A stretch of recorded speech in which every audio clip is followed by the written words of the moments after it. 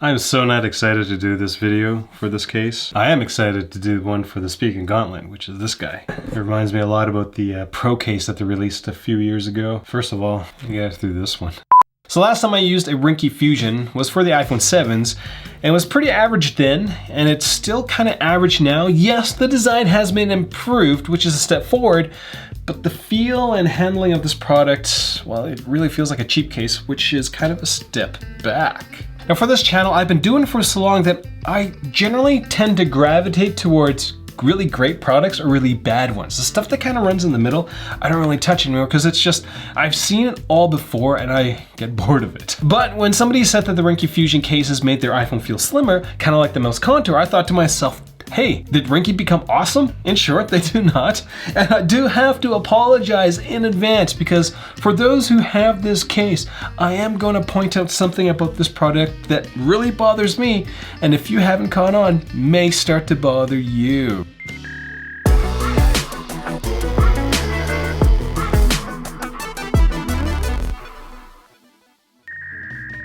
Now, MobileReviewsEh, Monty and I are reviewers. We buy stuff, then we use stuff, and then we review the stuff. Now, when I got this product, I saw that they had the crappy film that you kind of have to pull off. You kind of still see it on this Speaking Gauntlet, and I hate the film, protective film that they put on the back of polycarbonate cases because it's nearly impossible to take off clearly. So in order for me to actually take all pieces off, I had to wait 5 days for me to grow out my fingernails so that I can easily scrape it off. And even then, I still ended up with shards of plastic along the back of my case. Trying to remove the statically charged tiny pieces of plastic on the back of the case is about as easy as cleaning up sand on a hardwood floor with your hands.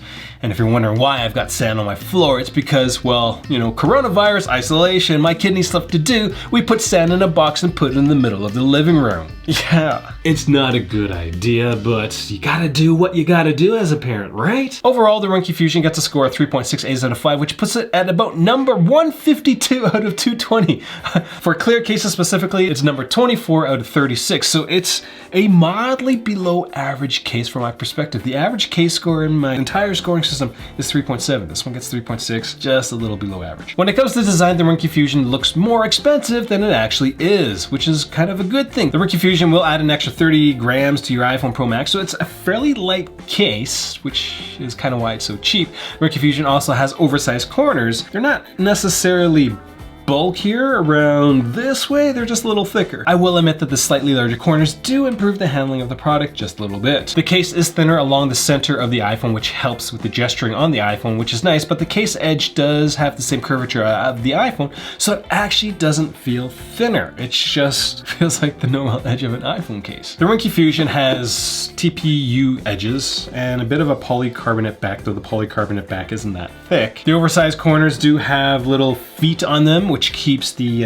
bottom of the case off flat surfaces, which means this wear and tear and scratching of the back of the case won't occur as quickly. Now the polycarbonate back is completely smooth, like most cases, except for the Mous Clarity, which is completely clear, but has a rubberized coating on it, which makes it feel very, very nice. The actual edge of the case actually feels a little thinner, so that kind of degrades the drop protection, I think, a little bit, which also means, regardless of what they say about the drop protection, it will not be as tough as kind of those dual corner or dual plastic cases that you would see from Mous as well as FlowLab. Now, before we continue on with the review, if you're finding this video useful, consider getting not this product through my links. If you feel like it, I'll link it. You can use the Amazon link, but I wouldn't recommend it. Now, if you've been with this channel long enough, you'll know that I like companies that actually brand their products. This Ringke doesn't put their name Ringke on this product at all. Now, you might be thinking, maybe they don't want to, Aaron, because you know some people like that anti-branding stuff. And I totally get it. I don't agree with it, but I get it. But here's the thing with this product is that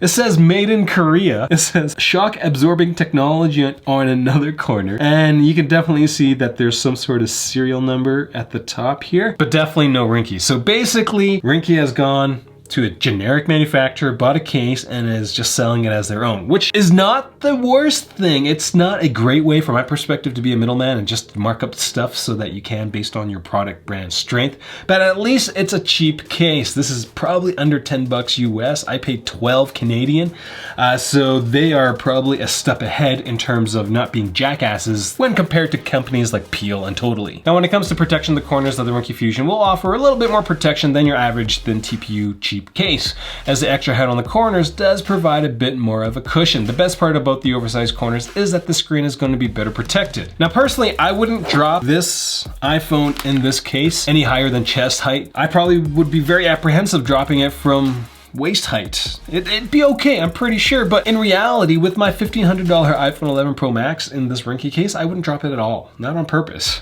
Like, it's just, I just don't have that much confidence in it. I'm sure it'd be fine, I'm sure, but yeah. When it comes to handling, the TPU edges provide you your typical grippiness that you expect from a TPU case. I didn't have any issues accessing the camera, and the volume buttons feel fine. I will add that there is a little raised edge for the camera, and so it doesn't actually sit completely flat on a surface. But out of all the dozens and dozens of iPhones I've dropped over the years, I've never broken a camera, so I don't know how useful that stuff actually is, but it looks nice. It's raised.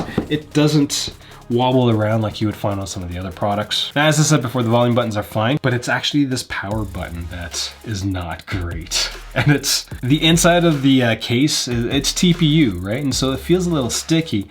And there's actually a gap. You've got the iPhone, you've got the button, and there's this actual gap. And so like, it feels like you're pressing on something mushy between your case and your iPhone. And so that, I don't know if you can hear it.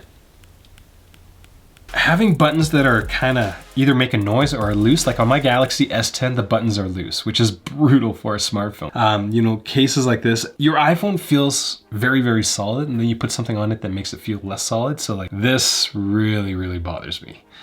And I apologize for people who have this case who now realize that their buttons are squishy and there's a gap between it. Again, as I said in the beginning of the video, if you didn't notice it then, you're gonna notice it now. And it might ruin your opinion of this case. Sorry. So that's all I got for this video. First time watching it, click subscribe, produce content once or twice. Actually, I've said that so many times that it's on autopilot. For the next foreseeable while, we're producing content every single day because I'm assuming we're all sitting in isolation and we're all bored. All right, that's all I got. Bye.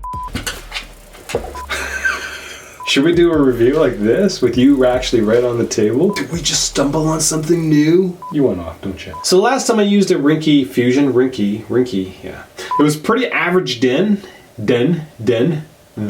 Really need to check to see if it's actually recording.